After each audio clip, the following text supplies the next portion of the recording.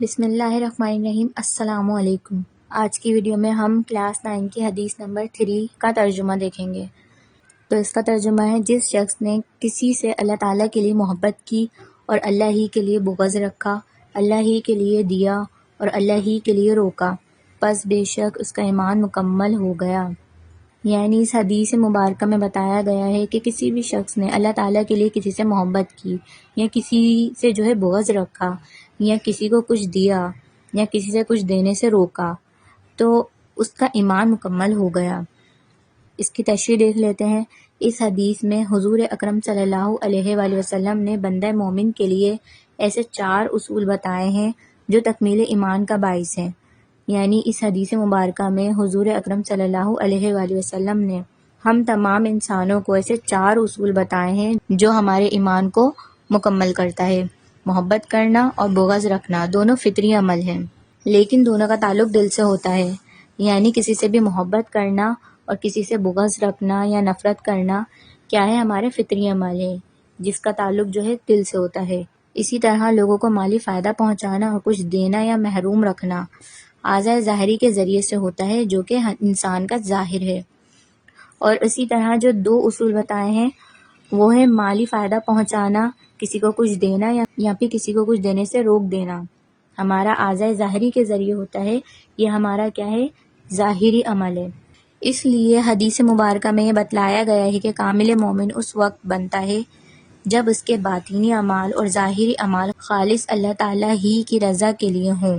یعنی اس حدیث مبارکہ میں ہمیں بتایا گیا ہے کہ انسان اس وقت تک مومن بنتا ہے جب اس کے ظاہری اور باطنی عمل اللہ تعالیٰ کی رضا کے لیے ہوں، یعنی وہ جو بھی کام کرے صرف اللہ تعالیٰ کی رضا کے لیے کرے، ان میں ریا اور دکھاوے کی آمیزش نہ ہو، اس میں ریاکاری نہ ہو، اس میں دکھاوا نہ ہو، اور وہ دل کی خود غرضی سے پاک ہو۔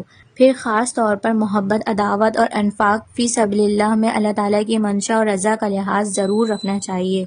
یہی کامل ایمان کی نشانی ہے۔ ہمیں اپنے ہر کام میں اللہ تعالیٰ کی رضا کا خیال رکھنا چاہیے، یہی کامل ایمان کی نشانی ہوتی ہے۔ چوتھی حدیث کا ترجمہ دیکھ لیتے ہیں۔ اس کا ترجمہ ہے، قیامت کے دن لوگوں میں مجھ سے سب سے زیادہ قریب وہ شخص ہوگا جو کہ مجھ پر سب سے زیادہ درود شریف بھیجنے والا ہوگا۔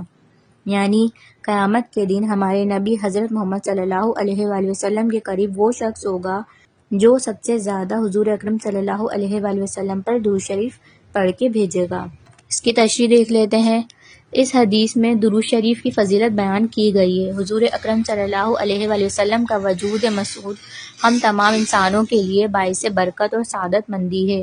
یعنی اس حدیث میں درود شریف کی فضیلت بیان کی گئی ہے، اور حضور اکرم صلی اللہ علیہ وآلہ وسلم کا وجود یعنی کہ حضور اکرم صلی اللہ علیہ وآلہ وسلم کا آنا اس دنیا میں ہم تمام انسانوں کے لیے باعث برکت اور سعادت مندی ہے۔ حضور اکرم صلی اللہ علیہ وآلہ وسلم کے ذریعے ہمیں ہدایت ملی ہے کہ ہمیں نیک اعمال کرنے چاہیے اور ہمیں برائی سے روکنا چاہیے۔ آپ صلی اللہ علیہ وآلہ وسلم کی بدولت ہمیں دین اسلام کی پہچان ملی۔ ہمیں حضور اکرم صلی اللہ علیہ وآلہ وسلم کے ہی ذریعے دین اسلام کی پہچان ملی ہے، ہمیں صحیح غلط کی تمیز آئی ہے، اور ہمارے لیے حضور اکرم صلی اللہ علیہ وآلہ وسلم ہدایت کا ذریعہ بنے ہیں۔ درود شریف اور سلام اصل میں ایک تحفہ ہے جس کو مسلمان اپنے رسول اکرم صلی اللہ علیہ وآلہ وسلم کی خدمت میں بھیجتے ہیں، اور اللہ تعالیٰ کے حضور میں کی جانے والی بہت اعلیٰ درجے کی دعا ہے۔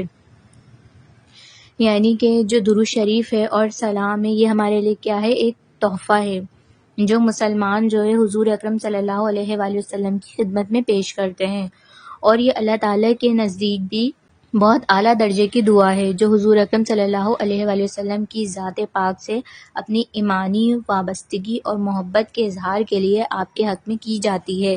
یعنی درود شریف کے ذریعے ہم اپنی محبت کا اظہار کرتے ہیں، اس لیے ہم پر لازم ہے کہ ہم آپ صلی اللہ علیہ وآلہ وسلم سے بے انتہا محبت کریں۔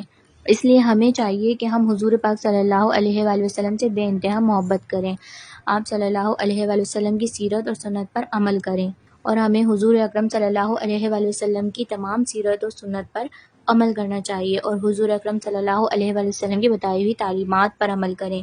ہمارے نبی نے ہمیں جو بتایا ہے ہمیں ان سب پر عمل کرنا چاہیے، اور حضور کریم صلی اللہ علیہ وآلہ وسلم کے حضور میں عقیدت و محبت اور وفاداری و نیاز مندی کا نذرانہ پیش کریں۔ اور آپ صلی اللہ علیہ وآلہ وسلم کے لیے کثرت سے درود شریف پڑھنے کا اہتمام کریں تاکہ ہمیں حضور اکرم صلی اللہ علیہ وآلہ وسلم کا روحانی قرب حاصل ہو اور حضور کریم صلی اللہ علیہ وآلہ وسلم کی شفاعت کے بھی حقدار ہو جائیں۔ یعنی ہمیں زیادہ سے زیادہ درود شریف پڑھنے کا اہتمام کرنا چاہیے تاکہ ہمیں جو ہے روحانی قرب حاصل ہو ہمارے نبی کا، اور ہم حضور پاک صلی اللہ علیہ وسلم کی شفاعت کے حقدار بن جائیں۔